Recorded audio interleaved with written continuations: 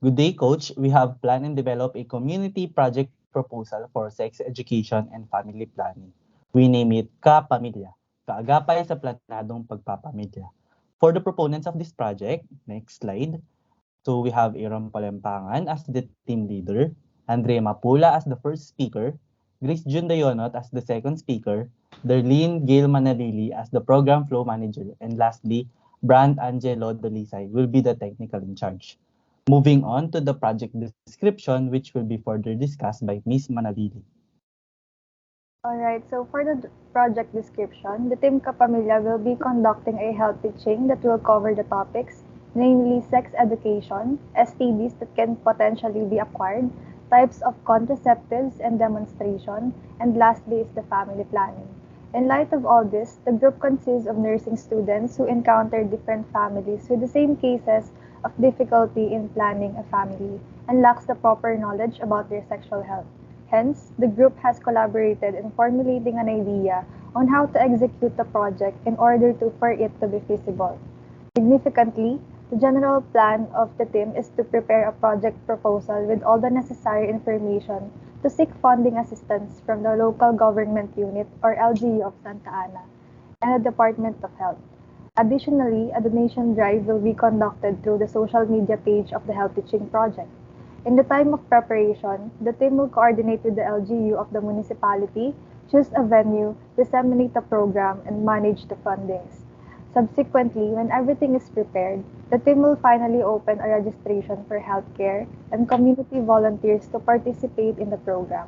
In the case of excess budget, it will be returned to the fund sources accordingly. Next slide.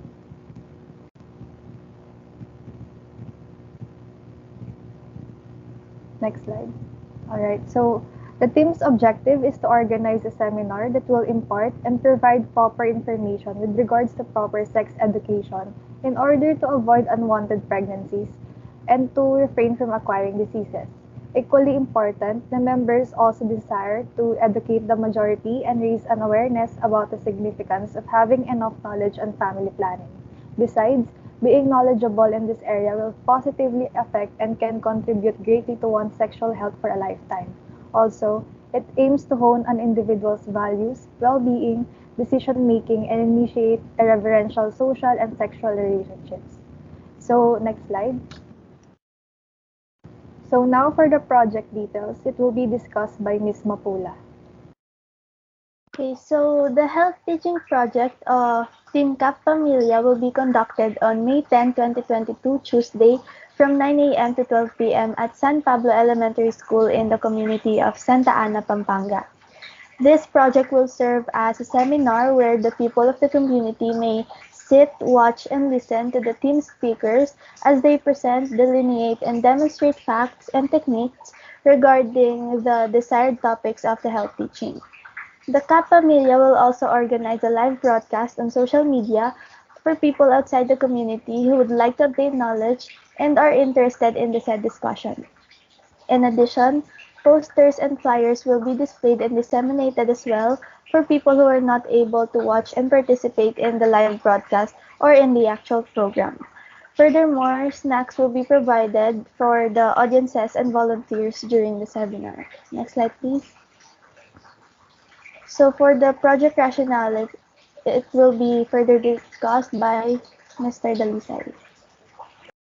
Okay, so for the project rationale, we have here the sequence of events that will happen in May 10. So estimated time will be 8 a.m., in which the team will arrive from their headquarters to San Pablo, Santa Ana, Pampanga, to the location.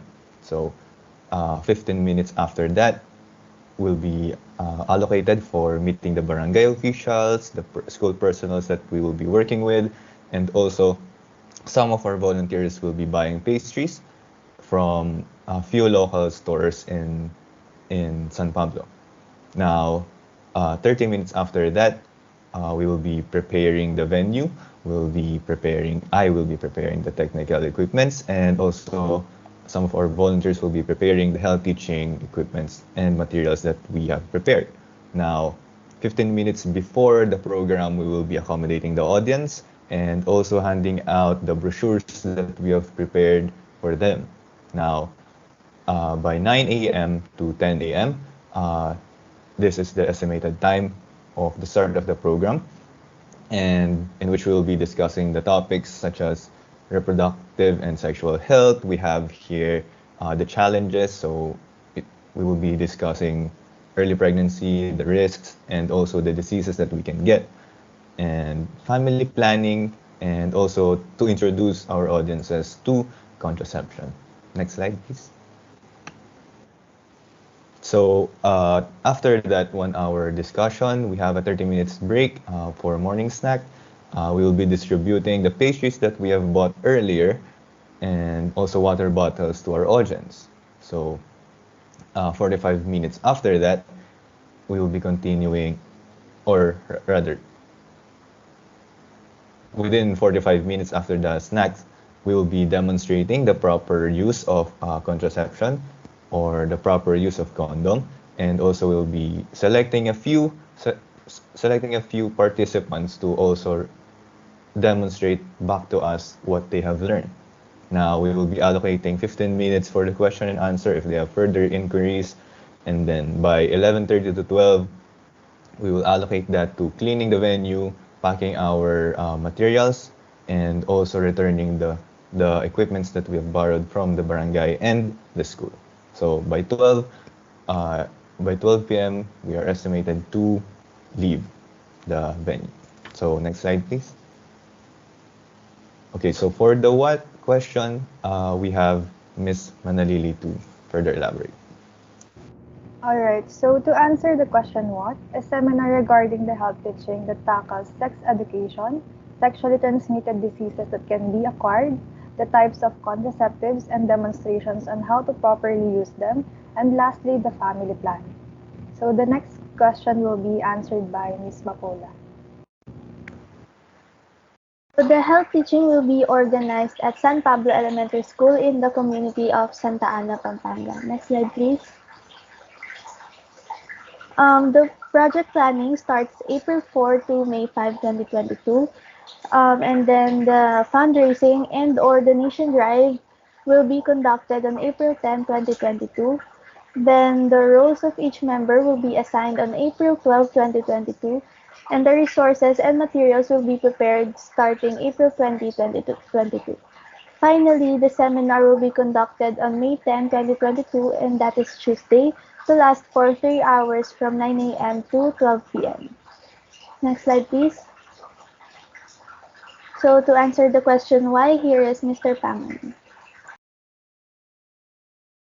So for the why, San Pablo is a small barangay located in the municipality of Santa Ana, province of Pampanga. The population in this place gradually increases per year, and some of the factors are teenage pregnancy and lack of family planning. In 1990, the population was around 2,737 and it increased up to 4,949 during 2020. The certain age group with the highest population according to the 2015 census is ages 10 to 14. To computed age dependency ratio among the population of San Pablo, there are 53 youth dependents to every 100 of the working age population. This program will not only help individuals to have a concrete plan for family planning, moreover, having knowledge regarding contraception. It also helps to address the continuously increasing rate of poverty and overpopulation in our country. Next, for the who will be discussed by Ms. Dayonot.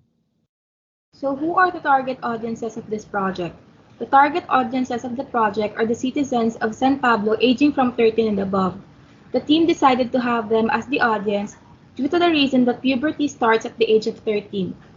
Adolescents at this age must already have the knowledge about family planning to avoid teenage pregnancy and other sexually transmitted diseases. The team also decided to give information to elderly so that they will be provided with appropriate knowledge on family planning and sex education. So for the question how, it will be further discussed by Mr. Dalisay. Thank you. So for the question how we will be conducting or how we can make this possible. So first we will develop the project proposal, which we will use to give to the local government unit of Santa Ana and also the DOH to seek funding.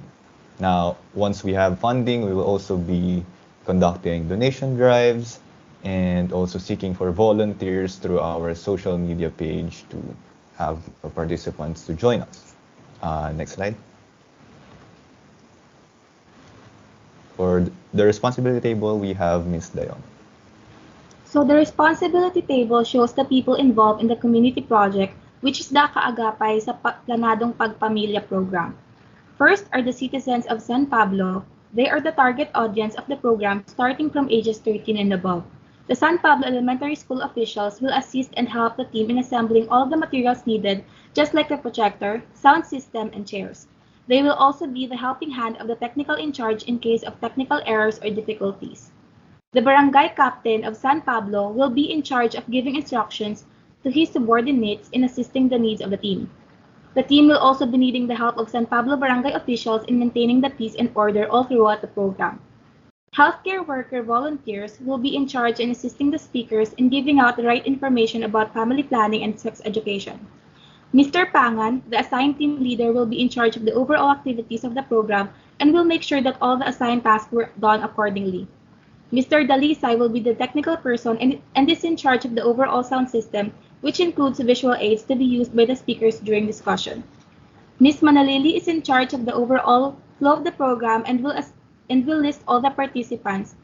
And she is also in charge of giving foods for the attendees of the program with the help of other barangay officials.